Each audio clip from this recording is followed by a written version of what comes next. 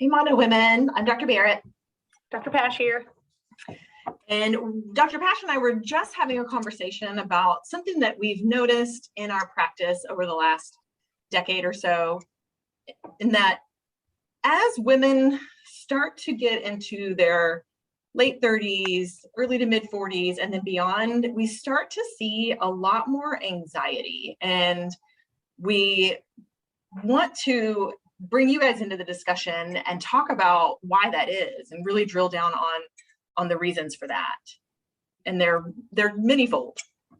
So one of them, and the one that a lot of people often will kind of hit on, is that they'll notice, oh, this happens, it's more pronounced at certain times of my cycle. And so that kind of clues you into hormones being a part of it.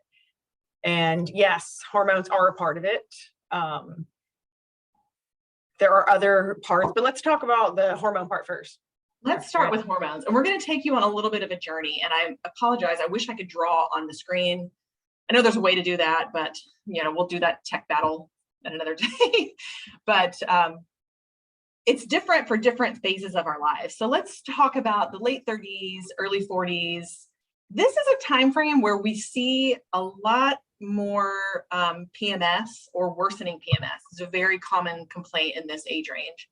And what we know is happening in that time frame is our brains have to work a lot harder to get our ovaries to ovulate or to do their job, to make eggs, to release eggs.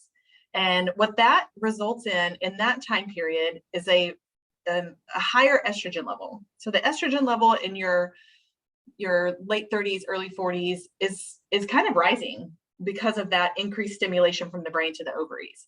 Your progesterone will kind of stay the same.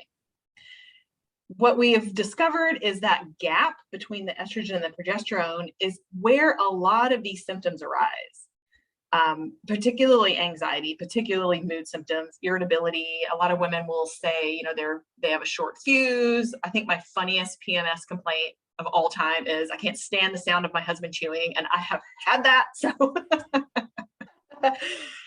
but yeah, the anxiety, irritability does increase at that stage. And, a couple of things that we know, again, that gap in the estrogen and progesterone is significant. And also just higher levels of stress, which happen, when we're in our late 30s and early 40s. A lot of us are juggling families and careers. We're doing the go.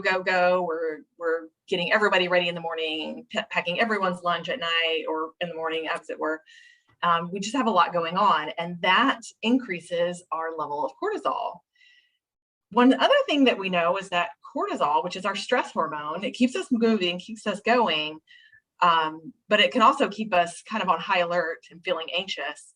Cortisol has the same precursor as our progesterone. So if we're producing excess amounts of cortisol, we might begin to steal those precursors from our progesterone production. Yeah. And then we're widening that gap even absolutely more. Then, I don't know if you want to take the transition, Dr. Pash, the perimenopause transition and what happens there.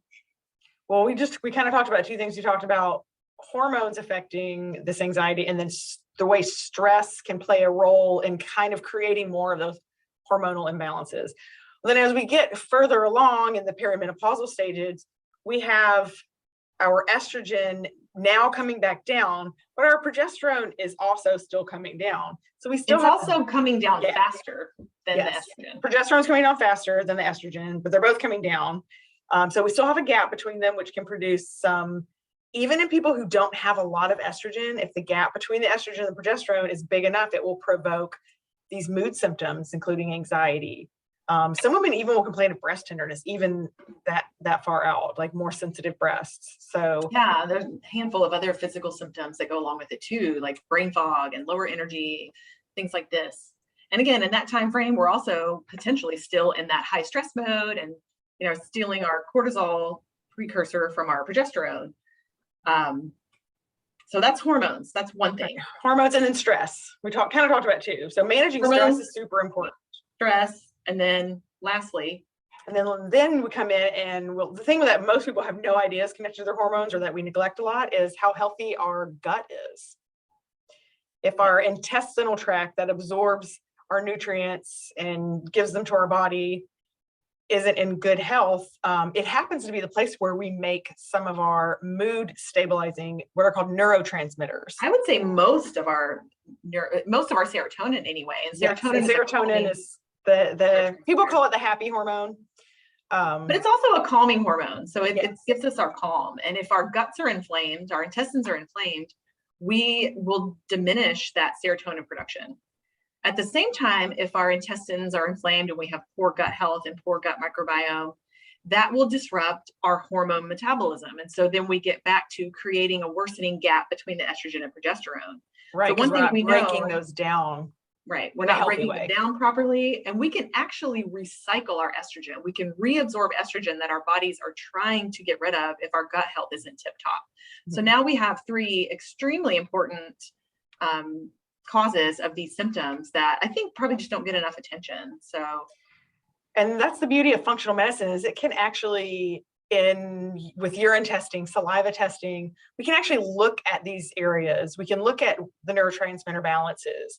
We can study the gut and see how unhealthy or healthy it is, and try to kind of nail down which one of these things, or which of these, I mean, maybe it's all 3, it could be a perfect little storm causing your symptoms, but without looking deeper with these functional type testing, we don't know that. So that's part of what we do here at Mono Wellness with our programs. And so if you're experiencing any of these symptoms and just kind of want more answers for your health, then book a free discovery call with us. Click on one of the links in our mini posts that say calendar booking. I'll try to add one to this post if I can figure out that tech, but give us a call. We'll spend about 30-45 minutes talking about what's troubling you and see if any of our programs are a fit to help you move through that and get more answers. Absolutely.